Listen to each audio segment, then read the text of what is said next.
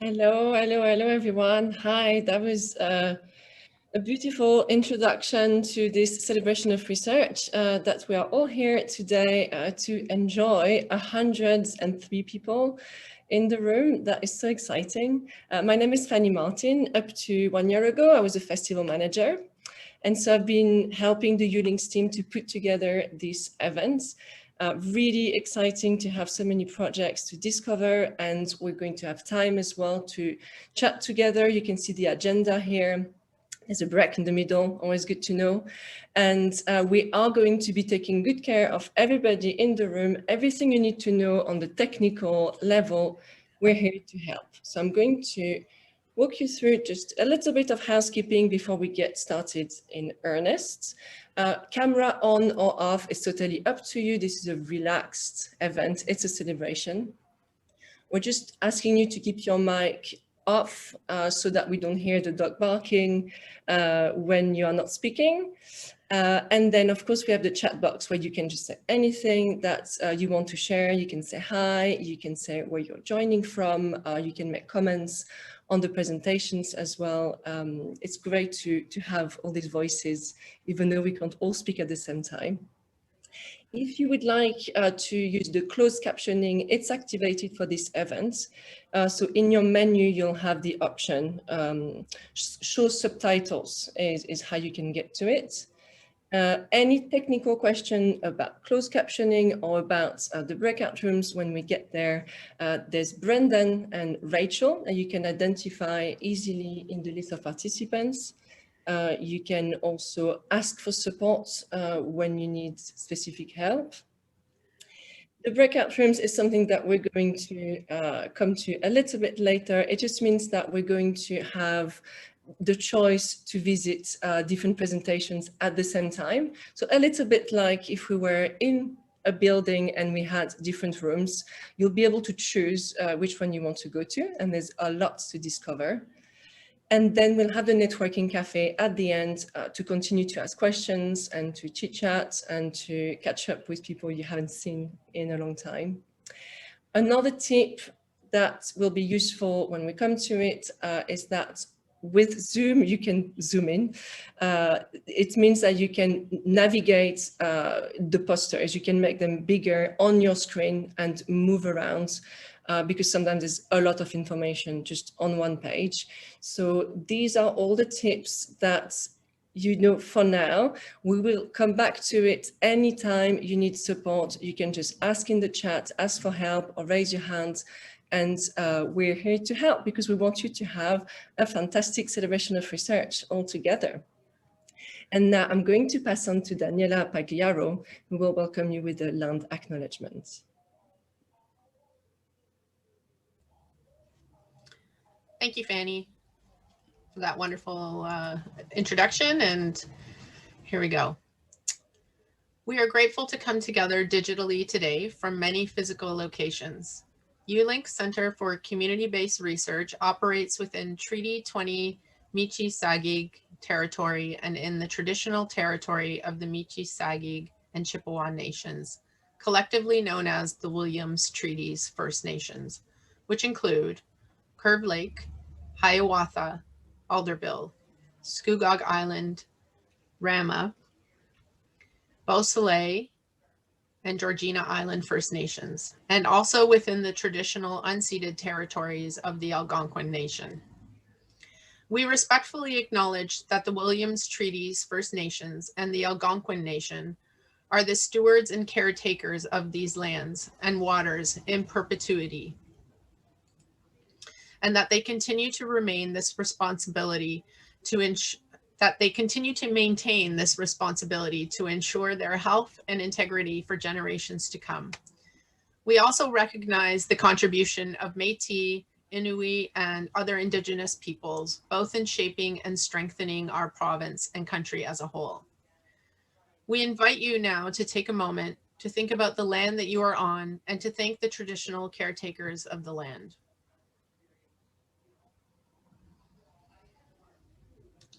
We also invite everyone to consider the legacy of colonization embedded within the technologies, structures, and ways of thinking we use every day. The equipment and internet needed for this kind of digital gathering is not available to many Indigenous communities. We recognize that technological tools also leave significant carbon footprints, contributing to climate change, the effects of which disproportionately affect Indigenous peoples worldwide. ULinks recognizes that there is still much work to be done. With thanks to David Bocage Johnson, Mississauga name Magiak Turtle Tribe, the Curve Lake First Nation, Adrian Wong and Spiderweb Show, and the Haliburton County Community Cooperative for the inspiration behind this land acknowledgement in this digital space. And now I'm going to pass the stage, on to Jim Blake, the co-chair of the ULinks Management Committee and the president of the Haliburton County Community Cooperative. Take it away, Jim.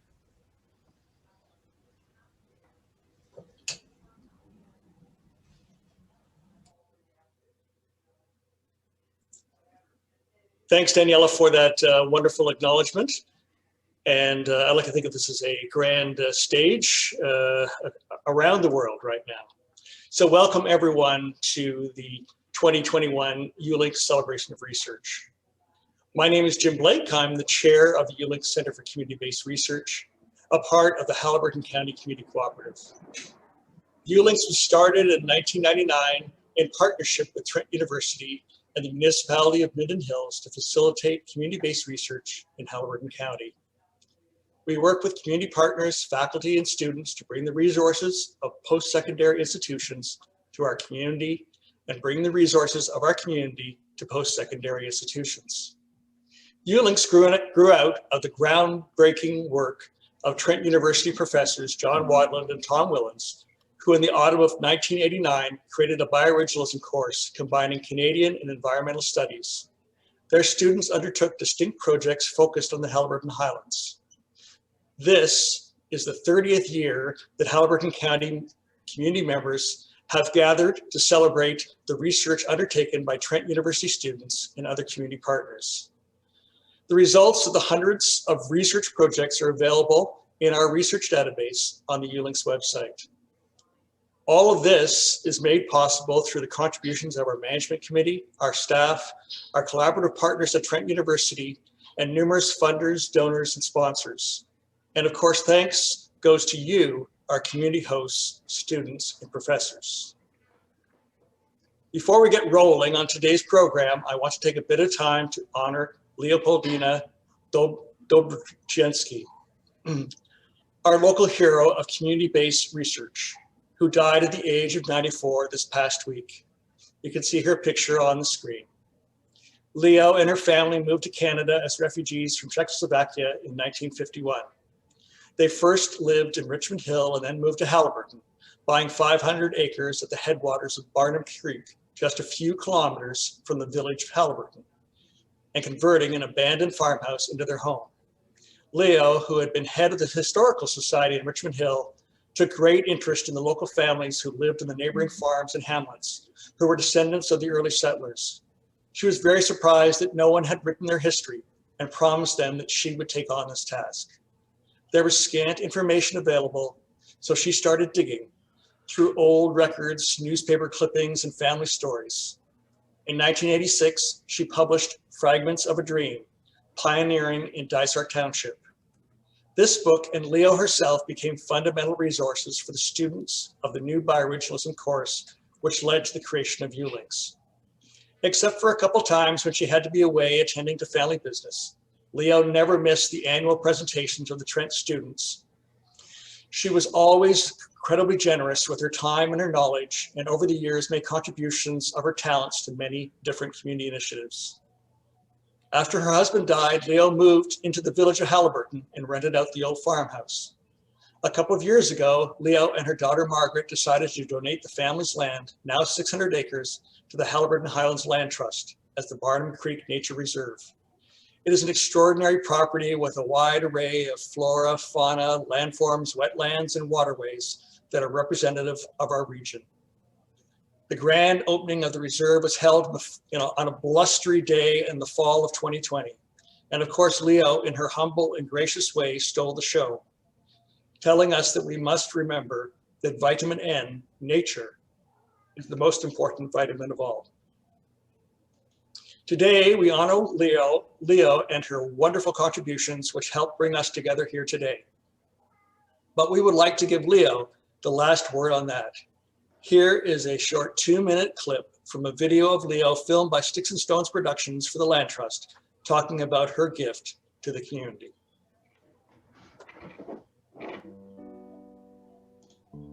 I don't think anybody who has land can really say that he owns the land. He's a steward of the land. We just love the land. We found it so beautiful. My daughter and I, we just thought that it would be a pity if it would be developed. It would be nice to keep it and also to make it possible for the local people to be able to go there, to walk there, you know, to snowshoe, to cross-country ski, whatever. We came to Canada as refugees in 1951, and this country has given us so much. We were able to raise 5 children here, so I think it's only natural that you would want to give something back to the community. And I think that the people of Haliburton, even in the future, will be happy to be able to go to a place which is not far from the town, and to be able to walk there and do all these things in something which will be quiet. You know, it will not be busy. You won't hear cars, and it'll be just something to go, maybe meditate or do whatever you want. I hope so.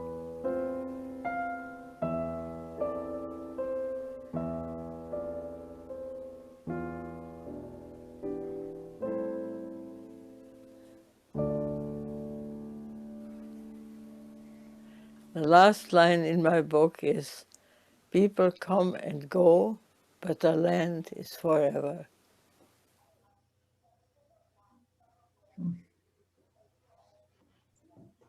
Thank you, Leo.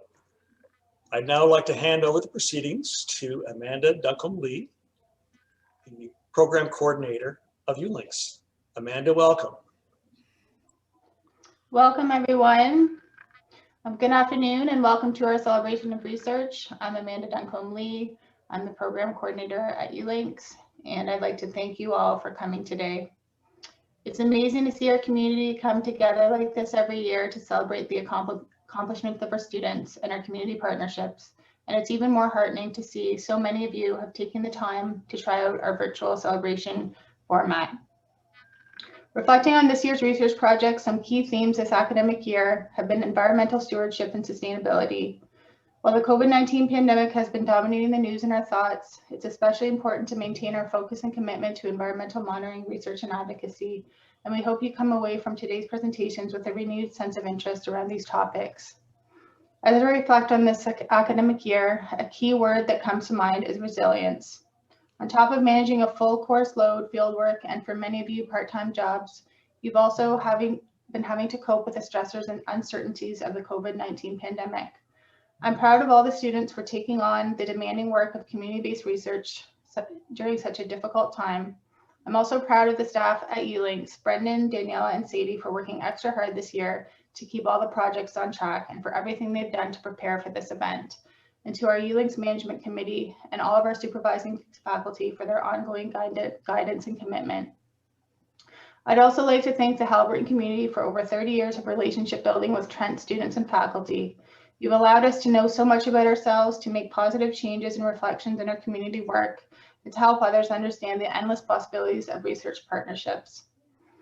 Community members who are here today, please know that if you have an idea that might benefit both your organization or municipality and the county, you can contact ULinks and we'll help you develop it into a project proposal.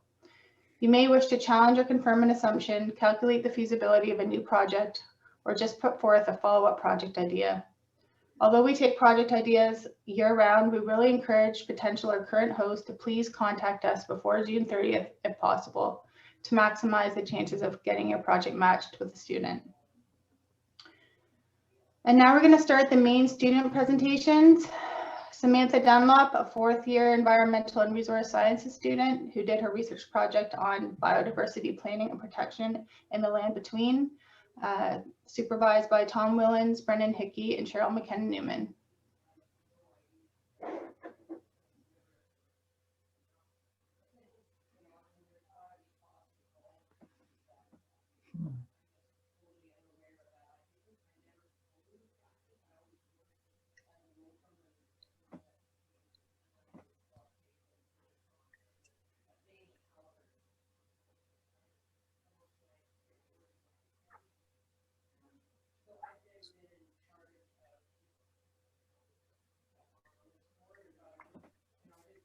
Hello, everyone. Hope you're all doing well. My name is Samantha Dunlop, and my project title is Biodiversity Planning and Protection in the Land Between.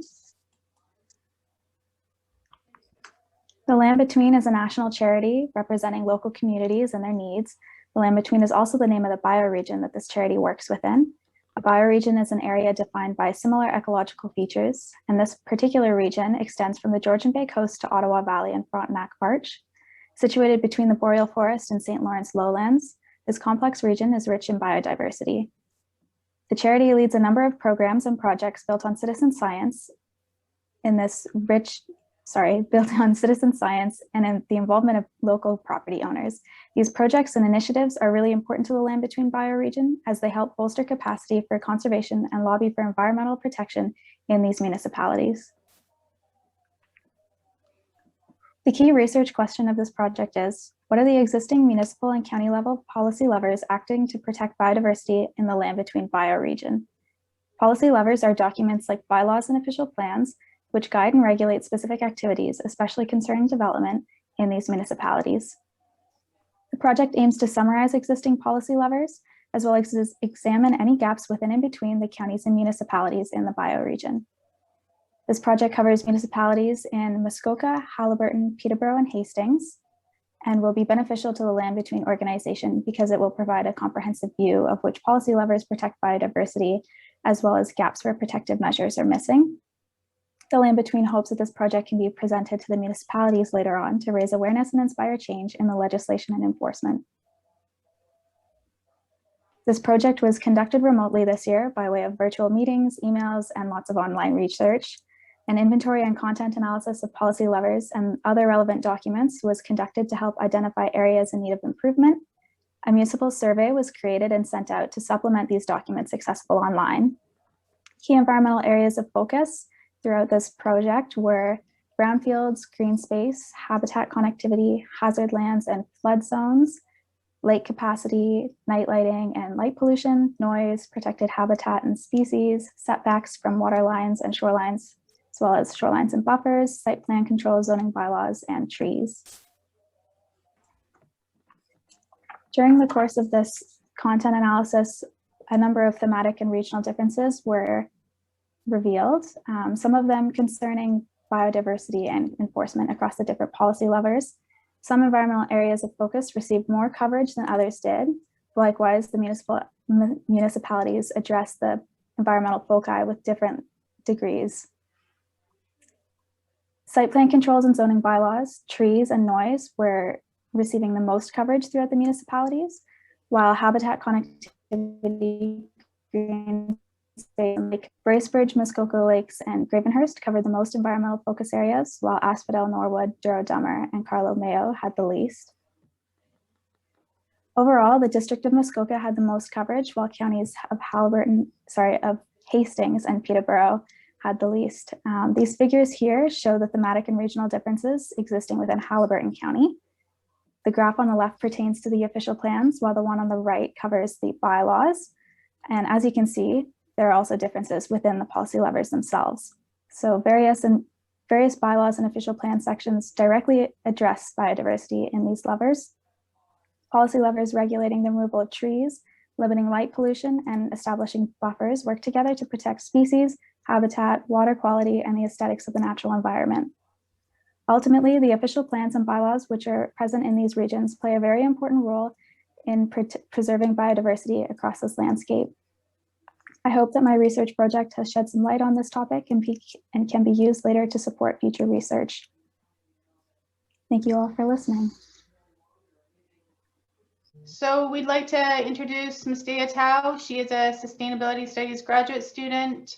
She did her graduate thesis on capacity building through ENGO programming and local partnerships, and her project was supervised by Tom Willens.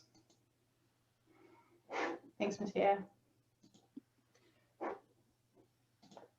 Hi, let me just see if I can figure out how to screen share.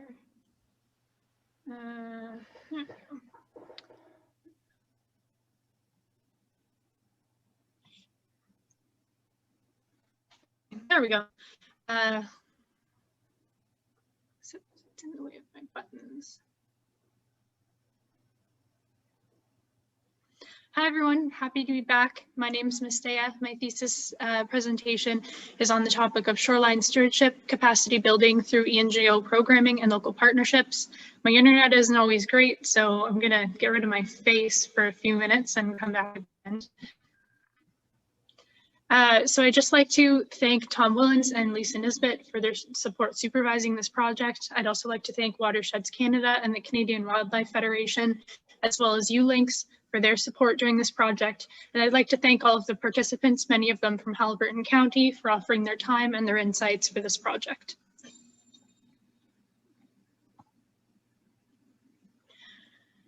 This thesis focused on determining factors that influence individual and community level shoreline stewardship. This included looking into barriers to stewardship and opportunities for future programming and initiatives.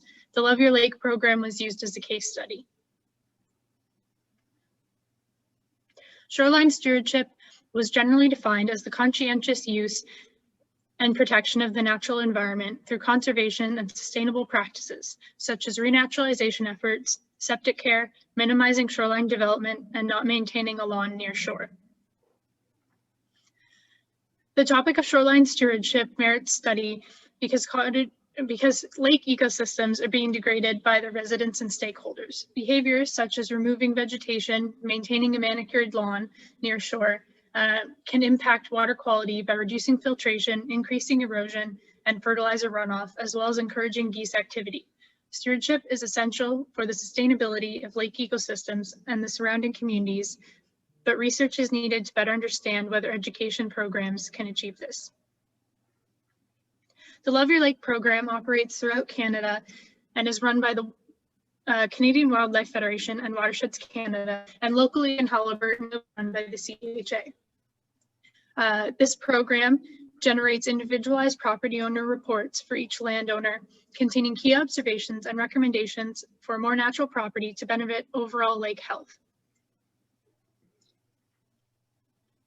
This thesis involved several research methods, including value surveys, literature review, a workshop, focus groups, interviews, and evaluation surveys. The workshop consisted of participants representing staff at the Canadian Wildlife Federation and Watersheds Canada, volunteer regional coordinators, and board members from Watersheds Canada. I'll be talking about the kind of collective results at the end rather than method by method just for the sake of time, but we made these trees on the wall to kind of collectively gather everyone's opinions. If you're in my breakout room later and want to know more, I can get more into it there. The focus group and interviews all used the same set of semi-structured interview questions, and it focused on program participants from the Love Your Lake program, mainly those heavily involved in their lake association, from Haliburton, the Northern Kawarthas, and Eastern Ontario. Common concerns among these cottage owners and lakeshore property owners were water quality, septic systems, shoreline development, invasive species, and the threat or current presence of blue-green algae. Eastern Ontario was specifically more concerned about agricultural runoff and had a bigger problem with existing blue-green algae. Some local initiatives that were common throughout the regions beyond the Love Your Lake program included local meetings, newsletters, tree and shrub sales and giveaways, shoreline restoration projects, local partnerships with post-secondary institutions and conservation authorities in areas where those overlap, and water quality monitoring initiatives, usually run by the Lake Association themselves, a regional group, or sometimes Conservation Authority. In terms of the Love Your Lake program itself, the highlights as listed by interviewees were that they generally liked the program and that it was helpful to start or continue conversations around lake health and shoreline health, and that hopefully helps build momentum on these topics and local community action. The limitations included that there was a lot of upfront work, especially on the local end, that the mapping and GPS units to locate properties and accurately determine which property shoreline evaluators are looking at was sometimes a little bit messy, that there needs to be more program evaluation and follow-up, and that the language in the report was perhaps too weak to affect change. Overall, the impacts of the Love Your Lake program in isolation from other initiatives is a little bit unclear from what interviewees could say, but they did note some planting uptake in all regions. Some action was inspired after the reports came out, and especially in Haliburton, the lake-wide and county-wide reports seem to be the most impactful. Watersheds Canada conducted Love Your Lake post-program evaluation surveys, and overall most respondents reported that they were at least somewhat more knowledgeable after reading the Love Your Lake report, and over 50% were at least considering taking action on their shoreline after participation in the program. We're then going to talk about needs, barriers, and opportunities for shoreline stewardship. This is collectively bringing together the ideas from the workshop, the focus group, and the interviews.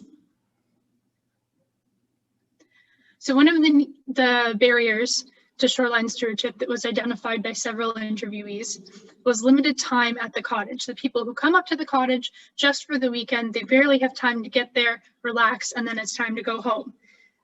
So an opportunity to overcome that being a barrier would be to focus on no-mow and natural regeneration messages rather than focusing on let's plant your entire shoreline on something that takes up a lot of time. Promote something passive rather than active. Another need or barrier was people not knowing how to fix existing problems on their shoreline property. Some opportunities here include more example properties in the area, focusing on easy actions, and promoting existing resources and programming, as there are lots of guides as to what natural plants go where or what options for shoreline development are more sustainable than others. All regions had a limited supply of local native plants. One potential opportunity to overcome that includes trying to demonstrate the demand to the existing nurseries, whether that be through recurring tree sales of only native plants organized by a lake association or different community groups asking for native plants, people calling in about supply of native plants. Education was listed as a barrier, but one that many of these regions felt that they had overcome, but that might exist in areas where Love Your Lake and similar programming had not occurred yet. Ineffective messaging was another big one, and that provides an opportunity to test different marketing ideas, and organizations with the capacity to do so could consider employing a marketing specialist to help in this area. A lack of interest, enthusiasm, or concern was another barrier. And the opportunity suggested here was to frame conversations and presentations around local hot topics, whether that be the threat of blue-green algae or wanting to preserve swimmable, drinkable waters, or even property values. Sorry, words are escaping me there. Cost was another barrier that a lot of these lake associations felt they'd overcome through pursuing grants and community revenue generation. but they felt that it could be a big area in other places. So there is an opportunity to continue pursuing grants and investigate other revenue generating ideas. One of the needs identified was ongoing support and networks. In Halliburton, the CHA fills that role very nicely, but some other areas were kind of hungry for a similar local support network. Community building and lake association capacity building were another big need. So if lake associations want to look at building capacity, they could look at planning fun activities that incorporate lake health, but also just are a good time, using giveaways, fun educational programming, making programming that is family friendly and kid friendly, and providing more training for the next generation of lake stewards. Communication and marketing was another need. Again, you could employ a social marketing expert. You could invite guest speakers who specialize in marketing environmental messages, and making sure that you respond to evaluative feedback. And the last set, persistence was identified as a need, that this is a long-term conversation and not a short-term. So there's a need for long-term programming, funding to sustain those programming, training of staff and volunteers, so there's succession planning for your local champions, and maintaining organizational sustainability. Bylaws, policy, and governance were listed as a need. And some opportunities are focusing on leveraging apolitical program data, like the lake-wide or county-wide numbers on how much natural shoreline is present and how much is developed.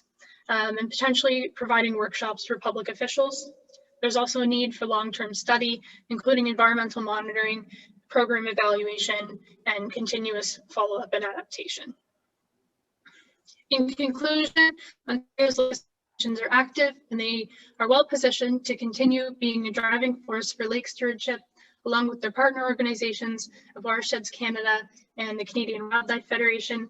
Thank you for listening. Happy to be back at ULinks, and I'll see some of you in the breakout room. Okay, so I would like to introduce Kira Schweiger and Leanne Matthews. They are fourth-year conservation biology students, and they're going to be doing a brief overview of our aquatic biomonitoring program.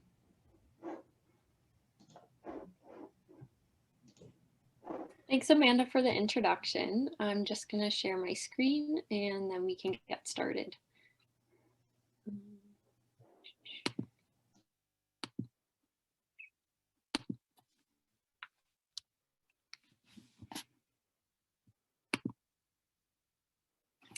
Okay, good afternoon, everyone.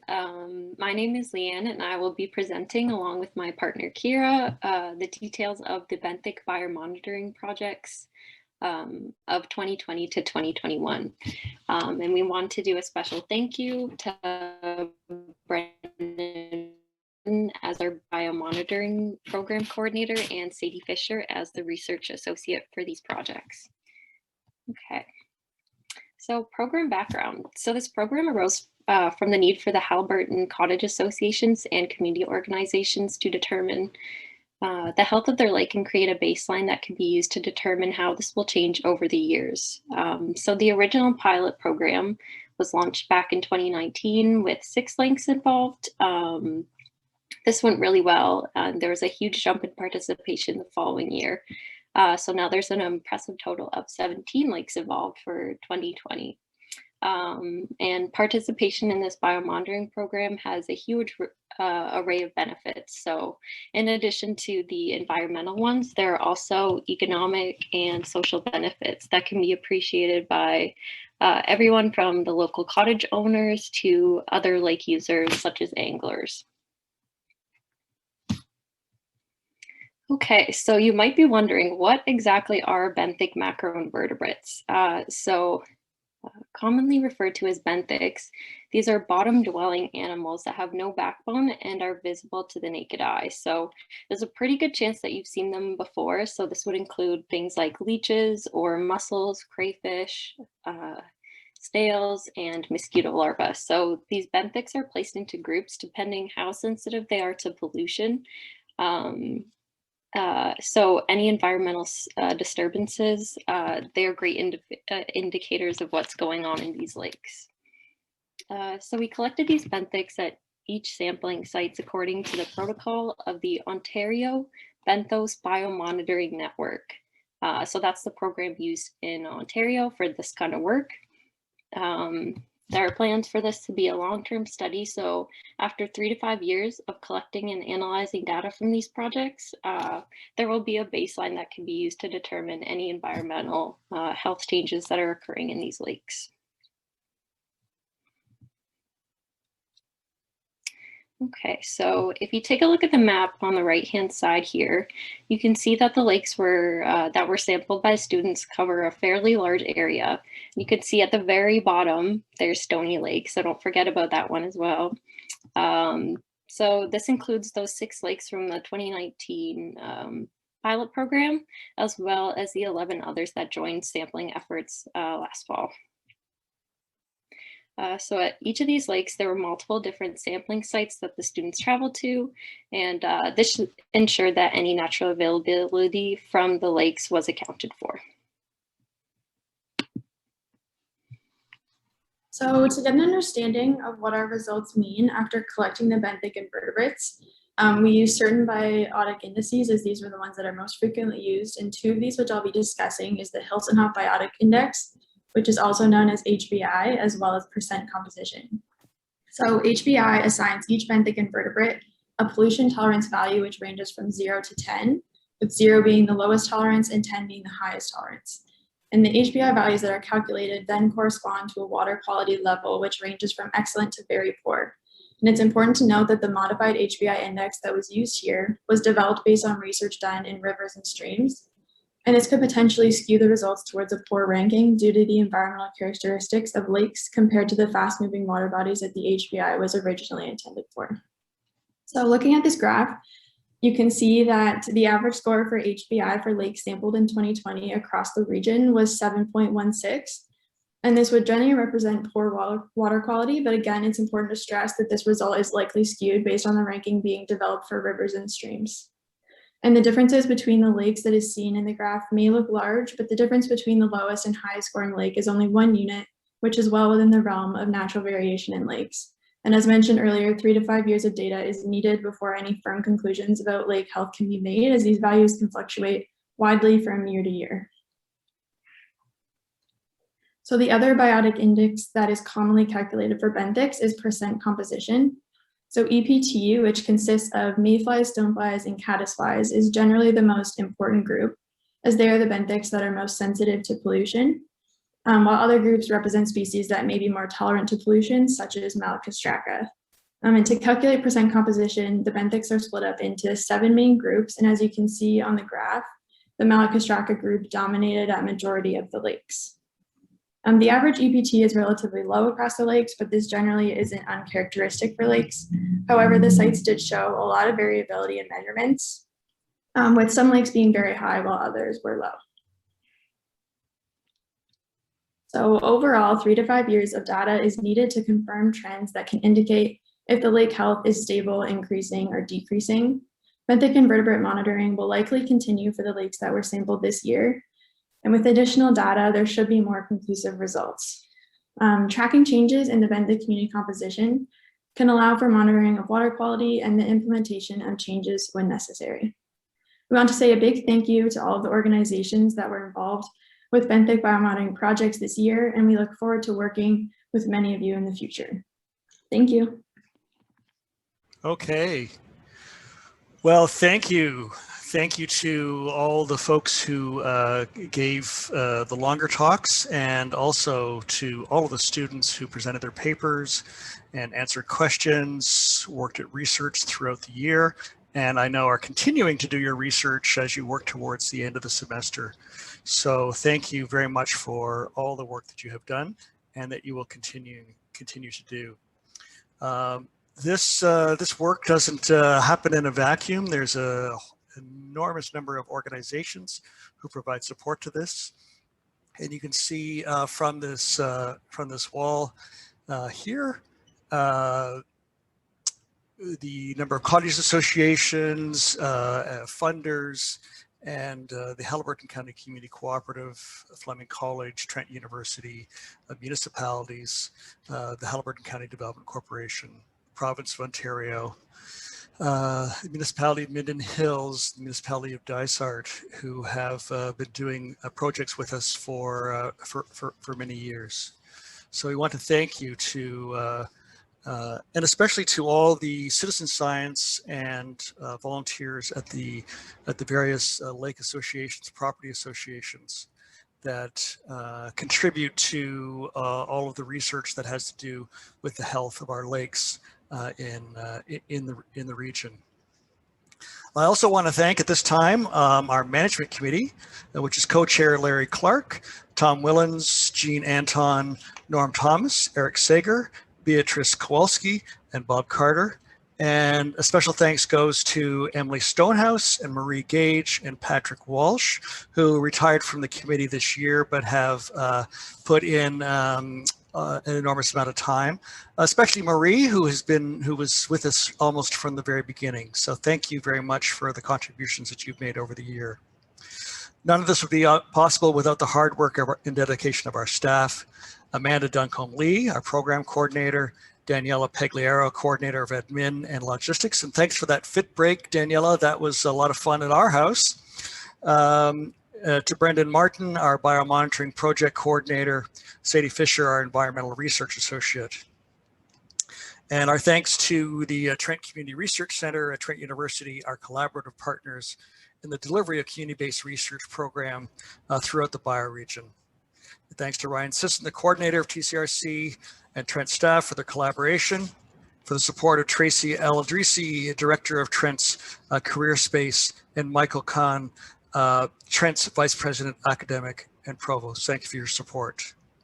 To recognize our partners, the Municipality of Minden Hills, Trent University, Fleming College, and the Haliburton County Community Cooperative. And then the magicians behind the scenes who made this digital event possible, all the ULink staff. Thank you, Fanny, for guiding us through this lovely event. And way behind the scenes, Rachel Rockwell and Nadia Pagliaro, thank you so much for all of your efforts to do that and fixing things on the fly.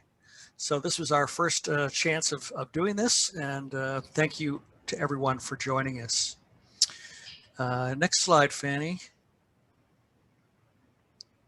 So we look forward, oops, back a slide there.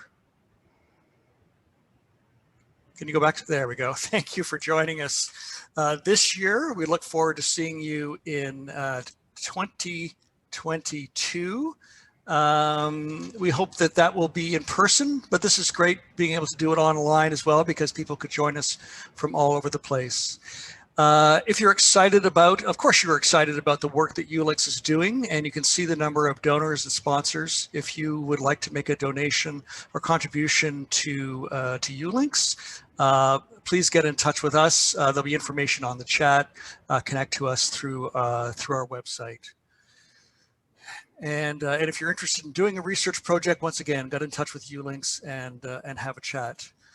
This is the end of the formal presentation, but after this we have a networking cafe, so you can stick around and chat with people, ask more questions. And I'm going to pass things on to Fanny, and who will explain how this works. Have a wonderful weekend, everyone. Thank you so much for all your contributions.